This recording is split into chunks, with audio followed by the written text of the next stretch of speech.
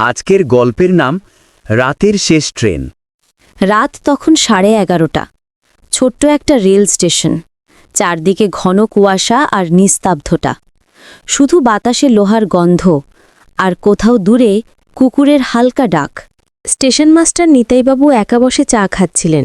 আজকের মতো সব ট্রেন চলে গেছে, শুধু একটা ট্রেন বাকি, শেষ ট্রেন, যেটা নাকি মাঝরাতে আসে, আবার কেউ কেউ বলে ওটা আদৌ আসেই না। হঠাৎ আলো দেখা গেল কুয়াশার ভেতর থেকে। ট্রেন সত্যিই থেমে গেল। কোনো যাত্রী নেই, কোনো ঘোষণা নেই। সে নিতাইবাবুর দিকে চেয়ে ধীরে বলল, আপনি কি জানেন, কালও আমি এই ট্রেনে উঠেছিলাম? নিতাইবাবু অবাক হয়ে বললেন, তাহলে আজ আবার কেন? মেয়েটি হেসে ফিসফিস করে বলল, গতকাল আমি জীবিত ছিলাম।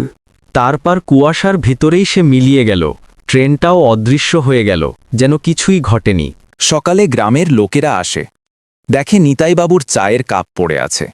চা এখনো গরম, কিন্তু নিতাইবাবু কোথায় কেউ জানে না। কেউ বলে তিনি সেই শেষ ট্রেনে উঠেছিলেন, যেখানে ফিরতি টিকিট কখনো মেলে না।